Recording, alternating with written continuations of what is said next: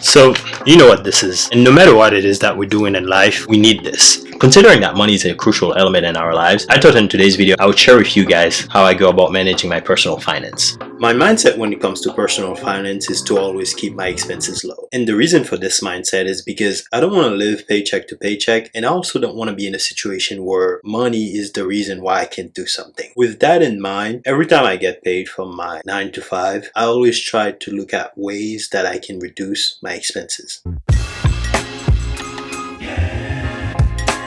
The first way that I go about reducing my expenses is when my check gets deposited into my bank account, what I do is that I log into my bank account and I look at all of my biggest expenses for the month, which is my rent and my student loans, and I set aside the money for those. And then I look at what I have to spend on groceries, what I have to spend on my car maintenance, as well as allocating some funds into my emergency saving. And the reason why I do this is because knowing that my rent is already paid, knowing that my student loan is already paid, it gives me a little bit more room to be flexible with my money. For instance, if I have more money that I can allocate towards my student loans, I take that out. If I have more money that I need to allocate towards my groceries, I take that out. By paying the biggest expenses first, that gives me an idea of how much money that I'm gonna have at the end of the month. Secondly, I want to talk about my renting. The reason why I wanted to talk specifically about rent is because today in the US, rent is at an all-time high. I think it's very important to keep in mind that aspect of your budget. If you're not living with your parents or a family member, or you don't have a roommate, you have to be very creative in how you go about renting. Before I graduated college, I knew I wanted to live by myself. I knew I had to find a way to not have to pay as much rent. Unfortunately for me, I was able to find a place where my rent weren't as high compared to the other option that I have. That's one of the main reasons why I'm able to pay so much towards my student loans. And the other thing I want to mention is that you shouldn't be ashamed if you have to live with your family or parents to reduce your expenses.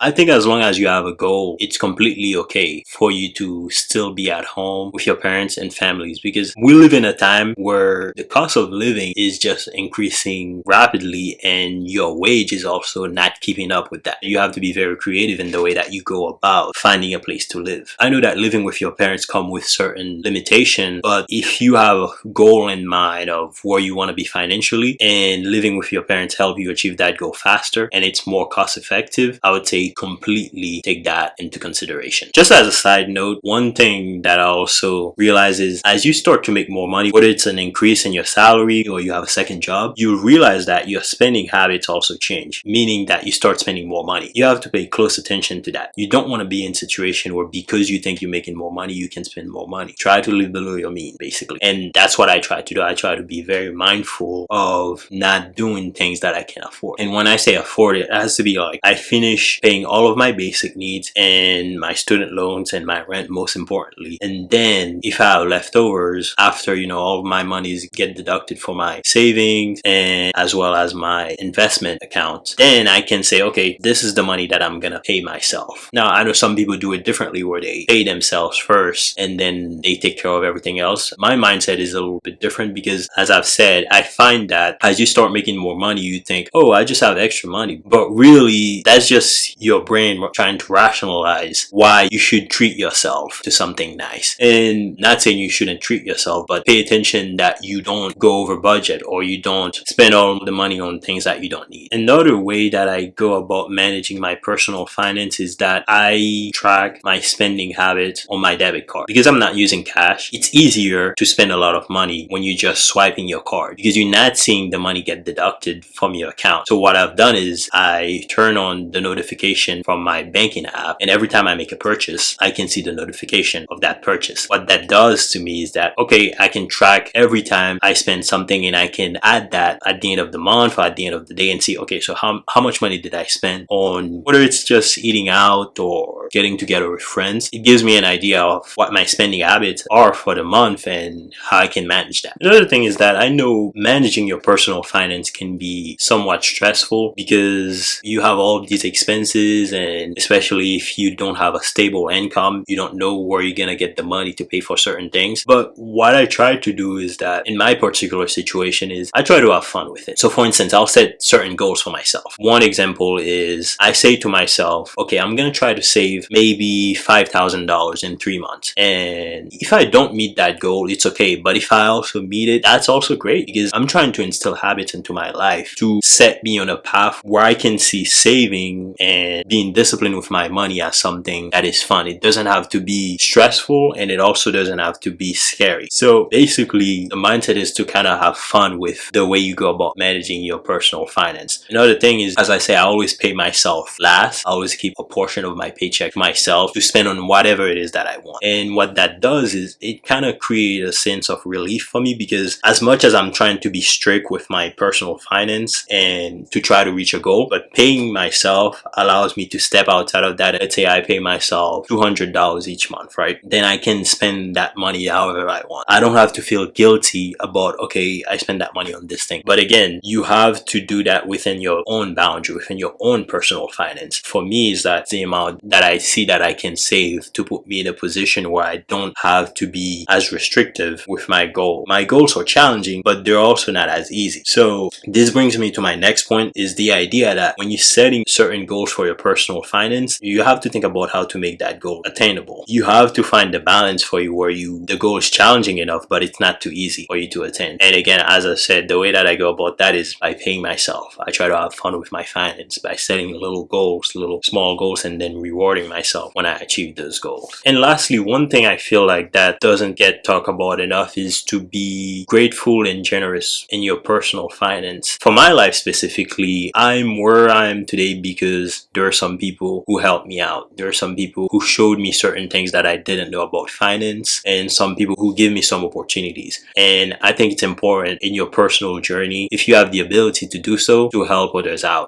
with what you know, or be generous with your money when it comes to other people. And for myself, that's something I'm working on, being more grateful and also more generous. Because on one hand, when you work so hard to get to a place, it can seem like you did this all by yourself. But always remember that there were people along your journey who helped you get to where you are today. That's one thing I'm working on keeping in mind as I go about managing my personal finance. I hope you guys find this video helpful. If you did, please leave a like, leave a comment, and subscribe to the channel. And I'll see you guys in the next one. Peace.